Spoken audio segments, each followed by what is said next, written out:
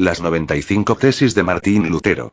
Por amor a la verdad y en el afán de sacarla a luz, se discutirán en Wittenberg las siguientes proposiciones bajo la presidencia del R.P. Martín Lutero, maestro en artes y en Sagrada Escritura y profesor ordinario de esta última disciplina en esa localidad. Por tal razón, ruega que los que no puedan estar presentes y debatir oralmente con nosotros, lo hagan, aunque ausentes, por escrito.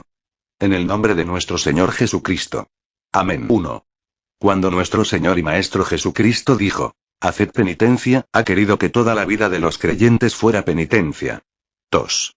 Este término no puede entenderse en el sentido de la penitencia sacramental, es decir, de aquella relacionada con la confesión y satisfacción, que se celebra por el ministerio de los sacerdotes. 3. Sin embargo, el vocablo no apunta solamente a una penitencia interior. Antes bien, una penitencia interna es nula si no obra exteriormente diversas mortificaciones de la carne. 4. En consecuencia, subsiste la pena mientras perdura el odio al propio yo, es decir, la verdadera penitencia interior, lo que significa que ella continúa hasta la entrada en el reino de los cielos. 5. El Papa no quiere ni puede remitir culpa alguna, salvo aquella que él ha impuesto, sea por su arbitrio, sea por conformidad a los cánones. 6. El Papa no puede remitir culpa alguna, sino declarando y testimoniando que ha sido remitida por Dios, o remitiéndola con certeza en los casos que se ha reservado. Si estos fuesen menospreciados, la culpa subsistirá íntegramente. 7. De ningún modo Dios remite la culpa a nadie, sin que al mismo tiempo lo humille y lo someta en todas las cosas al sacerdote, su vicario. 8. Los cánones penitenciales han sido impuestos únicamente a los vivientes y nada debe ser impuesto a los moribundos basándose en los cánones. 9. Por ello, el Espíritu Santo nos beneficia en la persona del Papa, quien en sus decretos siempre hace una excepción en caso de muerte y de necesidad. 10. Mal y torpemente proceden los sacerdotes que reservan a los moribundos penas canónicas en el purgatorio. 11. Esta cizaña, cual la de transformar la pena canónica en pena para el purgatorio, parece por cierto haber sido sembrada mientras los obispos dormían. 12. Antiguamente las penas canónicas no se imponían después sino antes de la absolución, como prueba de la verdadera contrición. 13.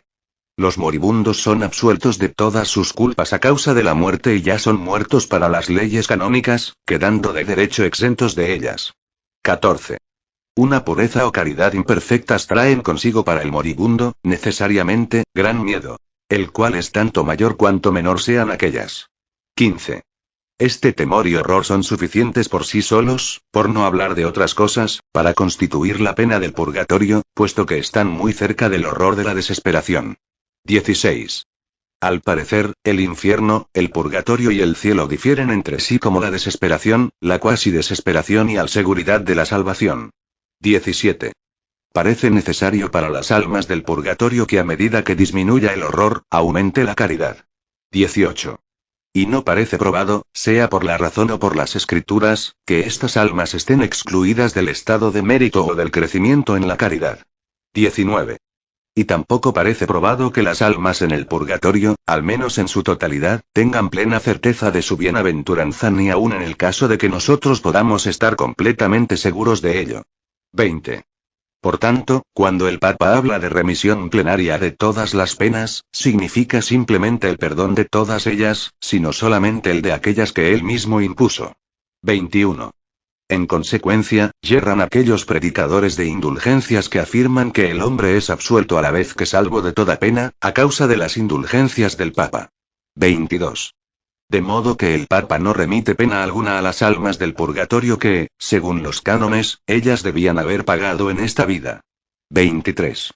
Si a alguien se le puede conceder en todo sentido una remisión de todas las penas, es seguro que ello solamente puede otorgarse a los más perfectos, es decir, muy pocos. 24.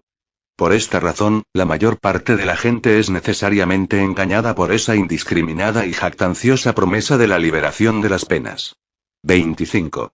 El poder que el Papa tiene universalmente sobre el purgatorio, cualquier obispo o cura lo posee en particular sobre su diócesis o parroquia. 26. Muy bien procede el Papa al dar la remisión a las almas del purgatorio, no en virtud del poder de las llaves, que no posee, sino por vía de la intercesión. 27. Mera doctrina humana predican aquellos que aseveran que tan pronto suena la moneda que se echa en la caja, el alma sale volando. 28. Cierto es que, cuando al tintinear, la moneda cae en la caja, el lucro y la avaricia pueden ir en aumento, mas la intercesión de la Iglesia depende solo de la voluntad de Dios. 29. ¿Quién sabe, acaso, si todas las almas del purgatorio desean ser redimidas? Hay que recordar lo que, según la leyenda, aconteció con San Severino y San Pascual. 30. Nadie está seguro de la sinceridad de su propia contrición y mucho menos de que haya. 31. Cuán raro es el hombre verdaderamente penitente, tan raro como el que en verdad adquiere indulgencias. Es decir, que el tal es rarísimo. 32. Serán eternamente condenados junto con sus maestros, aquellos que crean estar seguros de su salvación mediante una carta de indulgencias. 33. Hemos de cuidarnos mucho de aquellos que afirman que las indulgencias del Papa son el inestimable don divino por el cual el hombre es reconciliado con Dios.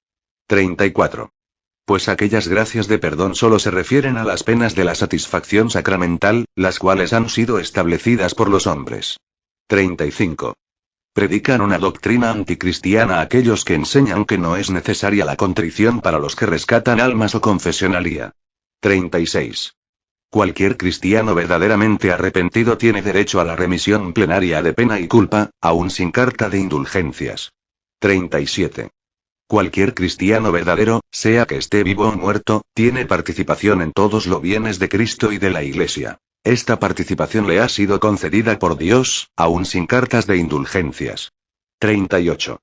No obstante, la remisión y la participación otorgadas por el Papa no han de menospreciarse en manera alguna, porque, como ya he dicho, constituyen un anuncio de la remisión divina. 39. Es dificilísimo hasta para los teólogos más brillantes, ensalzar al mismo tiempo, ante el pueblo, la prodigalidad de las indulgencias y la verdad de la contrición. 40. La verdadera contrición busca y ama las penas, pero la profusión de las indulgencias relaja y hace que las penas sean odiadas. Por lo menos, da ocasión para ello. 41. Las indulgencias apostólicas deben predicarse con cautela para que el pueblo no crea equivocadamente que deban ser preferidas a las demás buenas obras de caridad. 42. Debe enseñarse a los cristianos que no es la intención del Papa, en manera alguna, que la compra de indulgencias se compare con las obras de misericordia. 43. Hay que instruir a los cristianos que aquel que socorre al pobre o ayuda al indigente, realiza una obra